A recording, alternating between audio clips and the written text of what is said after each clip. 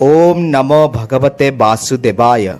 प्रिय दर्शक बंधु, आपणको आमर एही पवित्र चैनल को स्वागत। कौन आपण जानिछंती कि वर्षकर समस्त संक्रांति मध्यरे कुंभ संक्रांतिर महत्व सबुठारु नियारा? कौन आपणक जीवन रे दुख कष्ट पिछा छाड़ू नहीं? कठिन परिश्रम परे भी कौन आपणक हाथ रे अर्थ रहू नहीं? किंबा घरे सबुबले अशांति लागी रहुछि कि?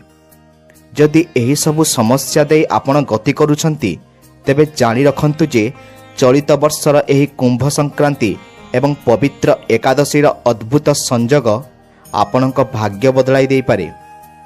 शास्त्र अनुसार एही विशेष दिन रे मात्र गोटिए तुलसी पत्र एक निर्दिष्ट स्थान रे रखिबा द्वारा दारिद्र्यता दूर होइथाय एवं माता लक्ष्मी का अपार कृपा प्राप्ति होइथाय। किंतु सही स्थानटी केउठी? केउ भूल कले पुण्य बदल पाप मिली थाए? केउ मंत्र जप कले साक्षात नारायण प्रसन्न हुवंती? आजिर एही विशेष वीडियो रे आमे सेही समस्त रहस्य उपरु पर्दा हटाइबा। एही आलोचना को शेष पर्यंत निश्चय देखंतु, कारण अधा ज्ञान विपज्जनक होइथाए। प्रिय दर्शक बंधु, वीडियो को आगको बढ़िया पूर्वरु मोर छोट अनुरोध, दयाकरी वीडियोटी को लाइक करिदेबे एवं तले दिया जाइथिबा कमेंट बॉक्स रे जय जगन्नाथ लिखिदेबे। जगतर नाथ जगन्नाथ आपणकर समस्त इच्छा को पूर्ण करिवे। तेबे चलंतु डेरी न करी वीडियोटी को संपूर्ण भावे देखिबा। प्रथमे आसंतु जानिबा कुंभ संक्रांतिर महत्व विषय रे। जेतेबेले सूर्यदेव मकर राशि रु बाहरी कुंभ राशि रे प्रवेश करंती सेही दिन को कुंभ संक्रांति कहा जाए। एही दिनटी दान और धर्म पाई अत्यंत शुभ। शास्त्र रे कहा जाइछि जे एही दिन गंगा स्नान कले शत जन्मर पाप धोई जाए। किंतु जदि आपण गंगा जाई पारु नाहंती तेबे घरे स्नान पानी रे टिके गंगा जल पकाई स्नान कले मध्य समान फल मिली थाए। एही दिनटी एथिपाई विशेष कारण यह सूर्यदेव और तांक पुत्र शनिदेवंक मिलनर समय। जेहेतु कुंभ राशिर अधिपति हेउचंती शनिदेव, तेणु एही संक्रांति रे सूर्यंक उपासना कले पितृदोष और शनिदोषरु मुक्ति मिली थाए। एहा सहित जदि सेही दिन एकादशी तिथि पड़े तेबे एहाकू महासंजोग कहा जाए। एकादशी हेउची भगवान विष्णुंकर अति प्रिय तिथि। एही दिन तुलसी सेवा और भगवान का नाम संकीर्तन कले जीवनर समस्त अंधकार दूर होई आलोकर आगमन होइथाए।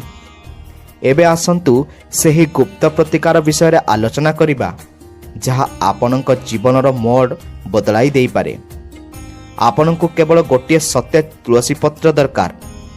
मने रखंतु, एकादशी बा संक्रांति दिन तुलसी गछरु पत्र छिंडाइबा निषेध। तेणु आपण गोटिए दिन आगरु पत्र छिंडाई रखंतु, किंबा गछ मूले आपना छाए झड़ी पड़िथिबा पत्र को धोई व्यवहार करंतु। स्नान सारी शुद्ध वस्त्र परिधान करी भगवान विष्णु को स्मरण करंतु।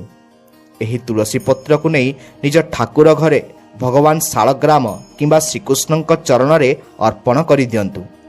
अर्पण कला बेले मनरे गोटे संकल्प रखंतु जे, हे प्रभु, मोर समस्त दुख और दारिद्र्य को दूर करंतु।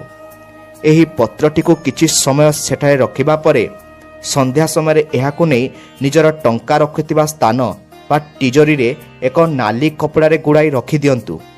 वास्तुशास्त्र अनुसार तुलसी पत्र रे साक्षात माता लक्ष्मी का वास थाए एवं एकादशी दिन एहाकु तिजोरी रे रखिबा द्वारा अनावश्यक खर्च कमी जाए और धनर आगमन वृद्धि पाए।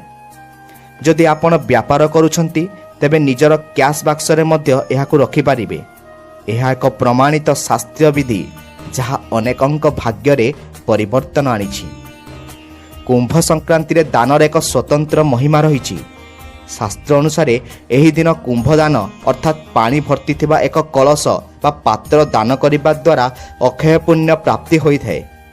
एहा सहित गुड़ दानर मध्य महत्व रहिछि। गुड़ हेउछि मंगल और सूर्यंकर प्रतीक। गुड़ दान कले कुंडली रे सूर्य बलवान हुंती, जहाद्वारा समाज रे मान सम्मान बढ़े एवं आत्मविश्वास वृद्धि पाई थाए। ବିଶେଷ କରି ଗରିବ ଲୋକଙ୍କୁ କଳା ରାଶି, ଛତା, ଜୋତା କିମ୍ବା ଗରମ ବସ୍ତ୍ର ଦାନ କଲେ ଶନିଦେବ ପ୍ରସନ୍ନ ହୋଇଥାନ୍ତି। ମନେ ରଖନ୍ତୁ, ଦାନ ସବୁବେଳେ ନିସ୍ୱାର୍ଥପର ଭାବେ କରିବା ଉଚିତ। ଏହାକୁ ଦେଖାଇବା ପାଇଁ କିମ୍ବା ଅହଙ୍କାର ରଖି ଦାନ କଲେ ତାହାର କୌଣସି ଶୁଭ ଫଳ ମିଳେ ନାହିଁ। ଦାନ କରିବା ସମୟରେ ମନରେ ଏହି ଭାବ ରଖନ୍ତୁ ଯେ ଭଗବାନ ଆପଣଙ୍କୁ ଦେବାର ଯଜ୍ଞ କରିଛନ୍ତି, ସେଥିପାଇଁ ଆପଣ କୃତଜ୍ଞ। ଅନେକ ସମୟରେ ଆମେ ଜାଣତରେ କିମ୍ବା ଅଜାଣତରେ କିଛି ଏଭଳି ଭୁଲ କରିଦେଉ ଯାହାଫଳରେ ଆମର ପୂଜା ପାଠ ସଫଳ ହୁଏ ନାହିଁ। କୁମ୍ଭ ସଂକ୍ରାନ୍ତି ଓ ଏକାଦଶୀ ଦିନ କେଉଁ କାମ ଆଦୌ କରିବେ ନାହିଁ ତାହା ମଧ୍ୟ ଜାଣିବା ଜରୁରୀ। ଏହି ଦିନ ଘରେ ଆଦୌ ଆମିଷ ରନ୍ଧା ହେବା ଉଚିତ ନୁହେଁ। ଏପରିକି ପିଆଜ ଓ ରସୁଣର ବ୍ୟବହାରରୁ ମଧ୍ୟ ଦୂରେଇ ରହିବ। ଘରେ କୌଣସି ପ୍ରକାରର କଳି ଝଗଡ଼ା କରନ୍ତୁ ନାହିଁ, କାରଣ ଯେଉଁଠାରେ ଅଶାନ୍ତି ଥାଏ ସେଠାରୁ ମା ଲକ୍ଷ୍ମୀ ବିଦାୟ ନିଅନ୍ତି। ଏହି ପବିତ୍ର ଦିନରେ କାହାକୁ କଟୁ କଥା କୁହନ୍ତୁ ନାହିଁ କିମ୍ବା କାହାର ଅପମାନ କରନ୍ତୁ ନାହିଁ। ବିଶେଷ କରି ମହିଳା ଓ ବୃଦ୍ଧଙ୍କୁ ସମ୍ମାନ ଦିଅନ୍ତୁ। ଏହି ଦିନ ନଖ କାଟିବା କିମ୍ବା କେଶ କାଟିବା ମଧ୍ୟ ଶାସ୍ତ୍ର ବିରୁଦ୍ଧ ଅଟେ। ଯଦି ଆପଣ ଏହି ଛୋଟ ଛୋଟ କଥାକୁ ଧ୍ୟାନ ଦେବେ ତେବେ ଆପଣଙ୍କ ପୂଜାର ଶୁଭଫଳ ନିଶ୍ଚିତ ଭାବେ ମିଳିବ। ଶେଷରେ ମନ୍ତ୍ରର ଶକ୍ତି ବିଷୟରେ କହିବାକୁ ଗଲେ ଶବ୍ଦର ଝଙ୍କାର ଆମ ଜୀବନର ସକାରାତ୍ମକତାକୁ ଜାଗ୍ରତ କରିଥାଏ। ଏହି ଦିନ ଓମ୍ ନମ ଭଗବତେ ବାସୁଦେବାୟ ମନ୍ତ୍ରକୁ ଅତି କମ୍ରେ 108 ଥର ଜପ କରନ୍ତୁ।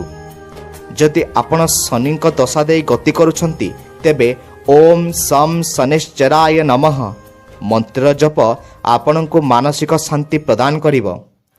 ଏହି ଦିନ ସନ୍ଧ୍ୟାରେ ତୁଳସୀ ଚଉରା ମୂଳେ ଏକ ଘିଅ ଦୀପ ଜଳାଇବାକୁ ଟୋଟାଲି ଭୁଲନ୍ତୁ ନାହିଁ।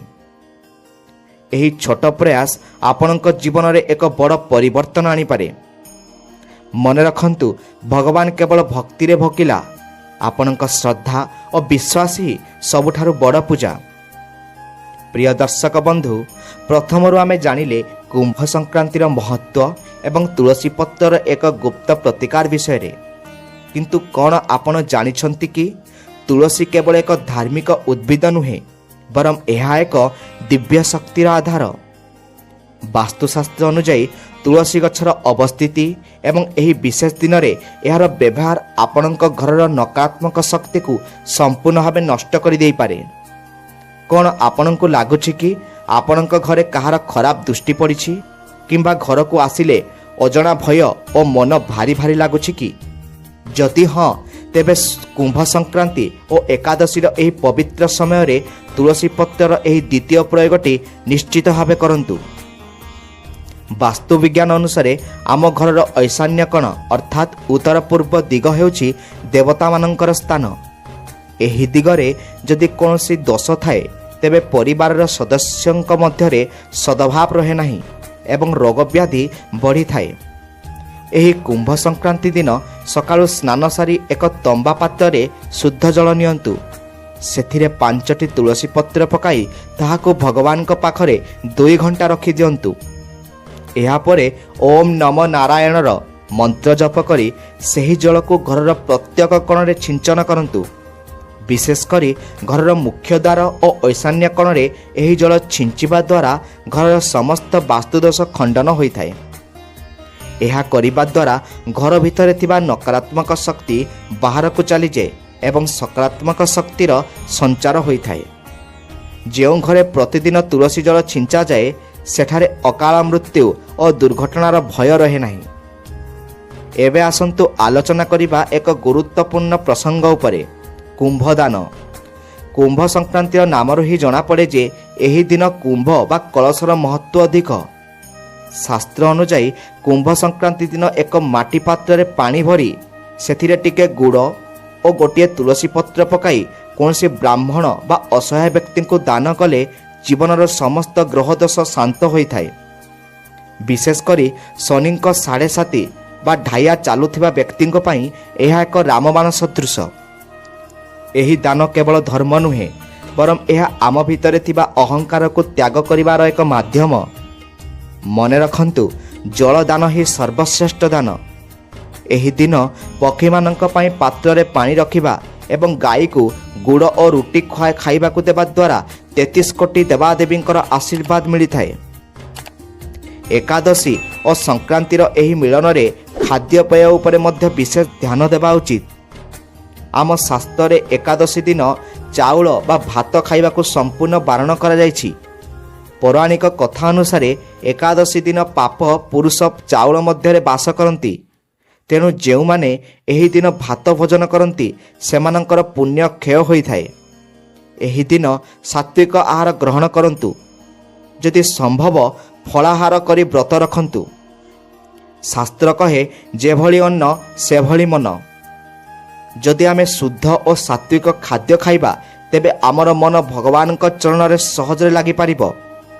ଏହି ଦିନ ଖାଇବା ସମୟରେ ମଧ୍ୟ ମନରେ ଶ୍ରୀହରିଙ୍କ ନାମ ଜପ କରିବା ଉଚିତ, ଯାହାଦ୍ୱାରା ସେହି ଅନ୍ନ ପ୍ରସାଦରେ ପରିଣତ ହୋଇଥାଏ। ତୁଳସୀ ପତ୍ର ସହ ଜଡ଼ିତ ଆଉ ଏକ ରହସ୍ୟ ହେଉଛି ଏହାର ଆଧ୍ୟାତ୍ମିକ ସୁରକ୍ଷା କବଚ। ଯଦି ଆପଣଙ୍କ ପିଲାମାନଙ୍କର ପାଠପଢ଼ାରେ ମନ ଲାଗୁନାହିଁ କିମ୍ବା ସେମାନେ ବାରମ୍ବାର ରୋଗରେ ପଡ଼ୁଛନ୍ତି, ତେବେ ଏକାଦଶୀ ଦିନ 3ଟି ତୁଳସୀ ପତ୍ର ଏକ ରୂପା ତାବିଜରେ ଭରି ସେମାନଙ୍କ ଗଳାରେ ଧାରଣ କରାଇଲେ କିମ୍ବା ସେମାନଙ୍କ ପଢ଼ା ଟେବୁଲ ଉପରେ ଏକ ତୁଳସୀ ଗଛର ଛୋଟ ଚିତ୍ର ରଖିଲେ ସ୍ମରଣ ଶକ୍ତି ବୃଦ୍ଧି ପାଏ ଓ ନଜର ଦୋଷରୁ ରକ୍ଷା ମିଳିଥାଏ। ତୁଳସୀଙ୍କୁ ବିଷ୍ଣୁପ୍ରିୟା କୁହାଯାଏ। ତେଣୁ ଯେଉଁଠାରେ ତୁଳସୀ ଥାନ୍ତି ସେଠାରେ ଯମଦୂତ ମଧ୍ୟ ପ୍ରବେଶ କରିପାରନ୍ତି ନାହିଁ। ଅନେକ ଲୋକ ପଚାରନ୍ତି, ଆମେ ତ ପୂଜା କରୁଛୁ, ଦାନ ମଧ୍ୟ କରୁଛୁ, କିନ୍ତୁ ଫଳ କାହିଁକି ମିଳୁନାହିଁ? ଏହାର କାରଣ ହେଉଛି ଆମର ଭାବ। ଶାସ୍ତ୍ରରେ କୁହାଯାଇଛି ଭାବ ହିଁ ବିଦ୍ୟତେ ଦେବଃ, ଅର୍ଥାତ୍ ଭଗବାନ କେବଳ ଭାବରେ ହିଁ ବିଦ୍ୟମାନ। ଯଦି ଆପଣ